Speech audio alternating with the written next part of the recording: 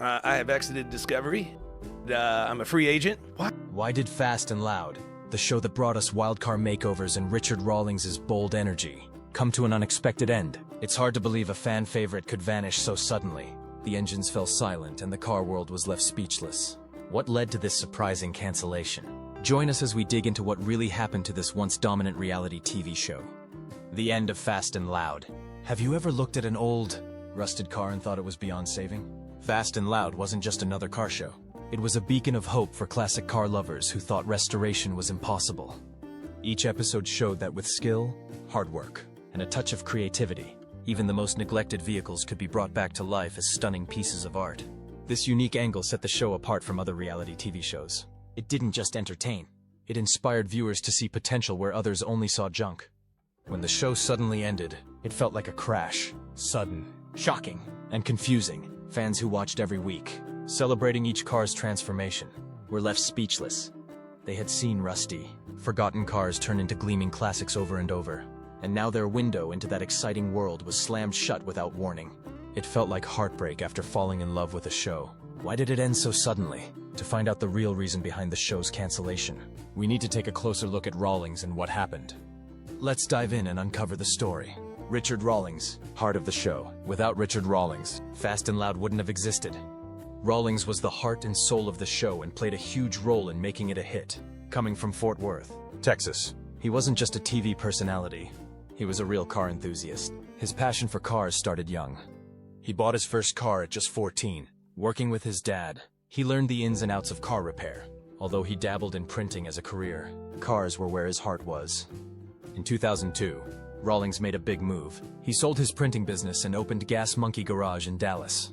This was more than a business choice. It was a leap driven by his love for cars.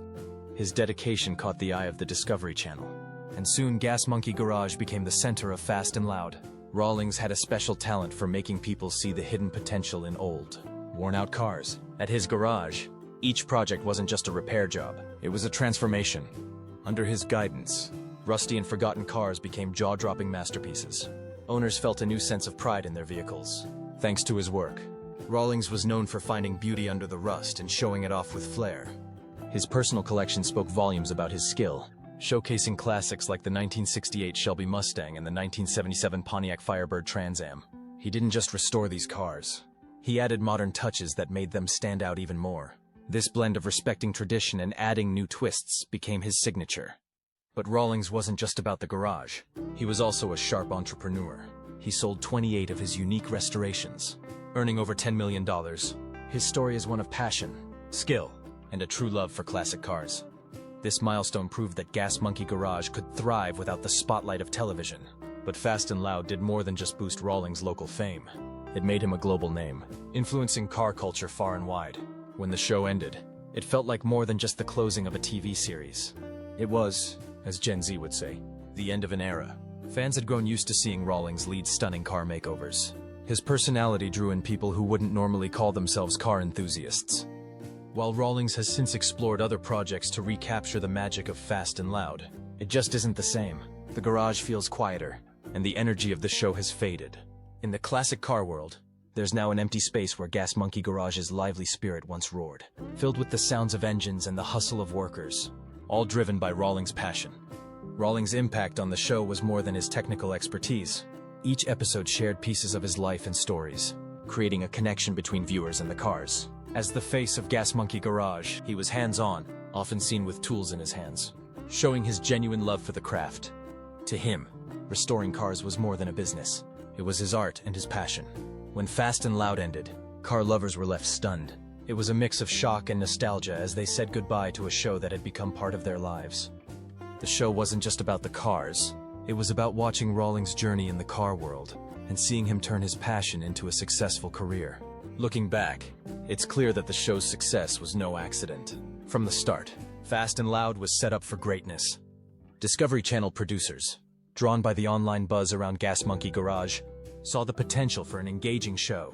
They knew Rawlings had the talent and charisma to carry it, even though the garage wasn't yet booming financially. For Rawlings, a devoted car lover, this was a dream come true.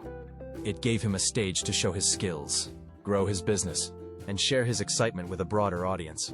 The show's format was perfect for capturing attention, combining the drama of team dynamics, complex car restorations, and the thrill of selling revamped cars for profit.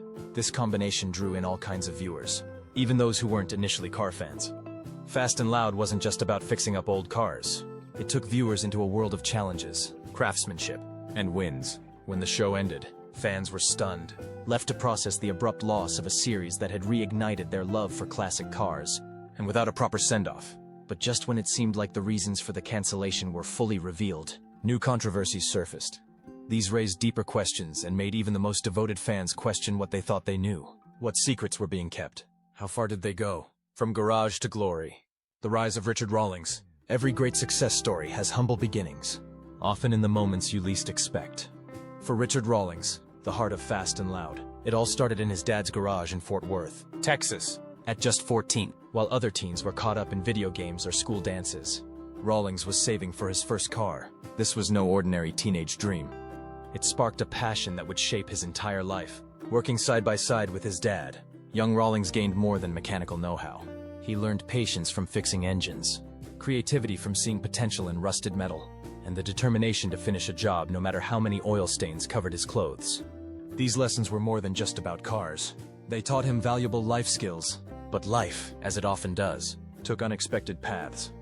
After high school, Rawlings didn't dive straight into the car world. Instead, he explored different careers, working as a firefighter, police officer, and even a paramedic. These roles taught him how to handle stress, make quick decisions, and work effectively in a team. While they seemed unrelated to cars, these experiences prepared him for the fast-paced demands of television later in life. Eventually, Rawlings entered the business world by starting a printing company. It might have looked like he was moving away from cars, but in reality, he was gaining key skills. He learned how to manage money, deal with clients, and grow a business. His printing company did well and gave him financial stability. Yet, his passion for cars never faded. In 2002, Rawlings reached a major turning point. His printing business was successful, offering security that many people would cling to. But Rawlings wasn't driven by security. His heart belonged in the garage, where he could bring old engines back to life. He made a daring decision. He sold his printing business to start Gas Monkey Garage in Dallas. This wasn't just a career change. It was a leap of faith. Rawlings was risking everything for his true passion. He was leaving the safe, predictable world of printing for the exciting and uncertain field of car restoration. While most people would hesitate before making such a bold move, for Rawlings, the real risk was not following his passion. Opening Gas Monkey Garage wasn't just about starting a business. It was about finally combining work with what he loved. This gamble paid off, but not in the way most would expect. The garage thrived, but its true turning point came from an unexpected source. So how did he end up on TV? Interestingly, Rawlings didn't set out to become a television star. The Discovery Channel, always looking for unique stories, heard about a charismatic Texan who could turn automotive junk into treasures. They saw something special in Rawlings beyond just mechanical talent. They saw star quality. What drew their attention wasn't just that he could fix cars. Many mechanics can swap parts or give a vehicle a new paint job. What made Rawlings different was his ability to see potential where others only saw rust and decay. He could imagine a beautiful car waiting to be brought back to life. This skill, paired with his talent for making that vision real, made him perfect for a TV show. The Discovery Channel offered him an opportunity of a lifetime, his own show. For Rawlings, this wasn't just a shot at fame. It was a way to share his passion for restoration with a wide audience and prove that with the right vision and hard work, anything could be revived. Plus, the show would boost Gas Monkey Garage's name and reputation. At first, Rawlings had doubts. Reality TV was full of big personalities trying to stand out. Could a show about restoring old cars really draw attention? But when Fast and Loud aired, those worries vanished as fast as a muscle car on an open road. The show didn't just attract viewers, it hooked them. People were drawn in by the excitement, the pressure of tight deadlines, and the high stakes involved in each car transformation. How Fast and Loud won America's heart. Standing out in today's TV world isn't easy. With countless channels and streaming platforms, viewers have endless options. So, when a show manages to capture millions of fans, it's doing something special. That's exactly what Fast and Loud accomplished. By taking the simple idea of restoring old cars and turning it into a must-watch series. At first, the concept might not sound groundbreaking. Car shows have been around for ages, often featuring custom builds or exciting races. But Fast and Loud brought something different. Instead of focusing on new models or pure speed, It highlighted the hidden beauty and potential of old, forgotten vehicles. This unique focus struck a chord with viewers. In a world where the newest and shiniest gadgets often take center stage, Fast and Loud reminded everyone that even the old and worn out can be stunning again. Each episode showed how a rusty, neglected car could be transformed into a masterpiece through talent and hard work. But it wasn't just the idea that made the show popular. It was how Fast and Loud brought these stories to life. Every episode took the audience inside the restoration process. But it wasn't just technical talk.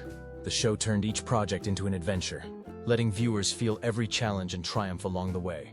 One episode, for example, started with Richard Rawlings discovering a 1965 Mustang hidden in an old barn. The paint was faded and the interior had become a home for mice. As the Gas Monkey Garage team got to work, viewers learned more about the car's history. Maybe it was once a young couple's pride and joy, a symbol of their dreams. As the rust is chipped away and new parts are installed, viewers don't just see a car getting fixed up. They see history coming back to life. Fast and Loud was great at mixing technical skills with personal stories. Aaron Kaufman, the mechanical expert at the garage, did more than just work on engines. He would share stories, like learning from his mentor, or how a specific engine reminded him of his first big project. These moments connected viewers to the stories behind each car, making them feel involved. The show also knew how to make its characters stand out. Unlike many reality shows with exaggerated personalities, the Gas Monkey Garage crew felt real. Richard Rawlings wasn't just the boss. He was the visionary who could look at a rusted car and see a masterpiece waiting to be revealed. His excitement spread to everyone watching, making them believe in each build as much as he did. The dynamic between the team members was another key part of the show's charm. It didn't hide the stress and pressure they faced. Tight deadlines and the need to turn a profit on each car often led to tense moments. One episode might show Rawlings and Kaufman clashing over how to approach a 1970 Chevelle, highlighting Rawlings' focus on business and Kaufman's dedication to perfect mechanics. These disagreements weren't just for drama. They showed the real struggles of running a restoration shop. Projects didn't always go smoothly. Sometimes finding the right parts was a challenge, and what seemed like a quick job could turn complicated. For instance, a car might turn out to have a rustier frame than expected, adding more work and hours to the job. Fast and Loud stood out by showing the real struggles behind car restoration. Viewers got to see the hard work, long hours, and problem-solving that went into each beautiful car. The show also had an educational side. At a time when many people felt disconnected from hands-on skills, Fast and Loud pulled them into that world. An episode featuring a 1959 Cadillac might explain how chrome plating works or share the story behind those flashy tail fins that defined American cars. Fans didn't just watch for fun. They learned something and gained a deeper respect for the art of restoring classic cars. The show also hit a nostalgic note for many viewers. It reminded them of memories tied to old cars, like family road trips in an old Chevy or that first date in a Mustang. When the team brought these cars back to life, it felt like they were reviving those cherished moments too. The show's business angle added even more excitement. Each episode wasn't just about fixing up a car. It was also about whether the team could make a profit. This aspect made every auction or sale feel like a dramatic ending. Would the 1972 Pontiac GTO they worked so hard on sell for enough to cover their costs and pay the crew? This tension kept viewers glued to the screen, cheering for a win along with the Gas Monkey team. Do you remember a favorite episode of the show? Many fans have theirs, but some noticed how the show started to change over time. The next part will remind some viewers of when Fast and Loud began to lose its spark. The unscripted drama behind Fast and Loud. Behind the scenes of reality TV, the off-camera drama can be just as gripping as what plays out on screen. Fast and Loud was no exception. While fans tuned in for car restorations, a different story was unfolding out of sight. Tensions rose and cast members left suddenly, adding an air of mystery to the show. As the seasons went by, viewers noticed a pattern. Key people who were loved for their skills and personalities started to disappear. It wasn't just a few faces. It was a wave of departures that left fans scratching their heads. Each time someone left, the show pressed on as if they had never been there. One of the biggest shocks was when Aaron Kaufman left. Kaufman wasn't just another member of the team. He was Richard Rawlings' trusted right-hand man and the genius mechanic at Gas Monkey Garage. His calm, skilled approach made him a fan favorite. So when he exited in 2017, it shook the Fast and Loud community. What made Aaron's departure even more surprising was how sudden it was. One season, he was there, knee-deep in fixing a 1967 Mustang's transmission and explaining each step. By the next season, he was gone. His only explanation was that he left for personal reasons, which only fueled more questions. Was there conflict with Rawlings? Did he just want a break from the cameras? The show remained silent, leaving fans to guess. Then there was the exit of Tom Smith and Jordan Butler, two mechanics whose sudden departure stirred up even more curiosity. Unlike Kaufman's quiet exit, the departure of Tom Smith and Jordan Butler came with public drama that cast Richard Rawlings in a negative light. Smith claimed they were fired for an act of kindness, letting a fan with cystic fibrosis take pictures with a custom car in the garage. The garage manager had originally said no, but Smith and Butler, showing compassion, allowed it despite the health risks. This simple gesture cost them their jobs. When fans heard this, it did not reflect well on Rawlings. Many viewers felt he came across as uncaring and disconnected from the loyal fans who had supported Fast and Loud for years. The idea that two mechanics could be fired for being kind to a fan with a serious illness seemed harsh and unnecessary. This incident happened at a time when cancel culture, the swift backlash against public figures for controversial actions, was gaining momentum. Rawlings faced immediate criticism. Many fans, disappointed by what they saw as his true nature, began to turn away from the show. This drop in viewership likely played a part in the eventual cancellation of Fast and Loud. The situation intensified when Jesse James, known for his show Monster Garage, joined Fast and Loud. At first, fans were excited to see two big names in car restoration. Richard Rawlings and Jesse James team up on Fast and Loud. The partnership brought fresh energy and sparked interest, but this excitement didn't last. The dynamic quickly soured when Rawlings publicly threw shade at James. In a move that felt straight out of a dramatic TV show, James hit back in an unforgettable way by dumping a massive pile of horse manure on Rawlings' driveway. The prank was caught on camera and spread online, going viral in no time. Critics found the stunt over the top and distasteful. James, once a popular figure on the show, saw his reputation fall. Fans who once cheered for him now felt embarrassed and disappointed. This incident marked a turning point that shifted his image from beloved to someone many fans started to avoid. These dramatic exits and rising tensions revealed cracks in the foundation of Gas Monkey Garage. It became clear that things behind the scenes weren't as smooth as they appeared on screen. The frequent turnover of staff, often under questionable circumstances, raised questions among fans. Was Rawlings hard to work with? Were there hidden issues that viewers never saw? Did the pressure of being on TV put a strain on relationships within the garage? As original cast members continued to leave, viewers noticed a change. The show began to stray from its initial charm. Each departure seemed to take away a bit of its authenticity. What once felt genuine now leaned more towards scripted drama and staged conflicts. This shift, coupled with the off-screen controversies, left fans feeling that Fast and Loud had lost its original magic. Many now wonder if the show, once known for its heart and mechanical talent, had finally gone too far and lost its true spark. When Fast and Loud lost its way, TV shows often amplify reality to create excitement. But in car restoration, where details matter, this approach can backfire. Fast and Loud learned this the hard way when fans began to question what they were seeing. One episode stirred controversy with the discovery of supposed original Pontiac Firebird prototypes in an old barn. The show hyped this as a monumental find, claiming each car was worth about $325,000. For car enthusiasts, especially Pontiac fans, it was like striking gold. These weren't just any cars. They were promoted as unique, the first of their kind. The buzz was real, and audiences were hooked. But that excitement didn't last. Soon after the episode aired, automotive experts and devoted fans began to challenge the show's claims. They pointed out that these vehicles were not rare prototypes, but rather early production models. While still special, they were far from the one-of-a-kind treasures the show made them out to be. It was like claiming you have the first prototype of an iPhone when it's really just one of the first ones sold to the public. Things took a bigger turn when those same cars showed up on eBay, priced at around $30,000 each. This was a shocking contrast to the show's claim of a $325,000 value. It was as if you were told a painting was a priceless Picasso, only to find out it was a nice piece from a local gallery. News of this spread quickly, damaging the trust fans had in the show and raising serious doubts about its credibility. Now, fans started asking, what's real and what's not? This wasn't just a minor slip. It hit the core of what Fast and Loud stood for. The show had built its name as a must-watch for car enthusiasts, known for its incredible finds and expert restorations. This incident made viewers question how authentic the show really was. If they could mislead about one car's value, what else might not be true? Were those rare finds just exaggerated tales? Were the intriguing backstories real? Or were they just made up for drama? This doubt started to chip away at the trust fans had in the show. But it didn't stop there. Richard Rawlings' choices began to raise eyebrows. Known for his bold personality, he often made decisions that baffled even his biggest fans. One of the most confusing habits? He kept buying cars that looked more like rust buckets than classic finds. Over and over, Rawlings would show excitement for cars that seemed to be on their last legs. These were vehicles that looked as if they had been sitting in the elements for decades. Rust covered most of the body, and many seemed like they would fall apart if touched. Still, Rawlings saw potential in them, convinced there was hidden value under all that decay. This wasn't a one-time thing, it became a pattern.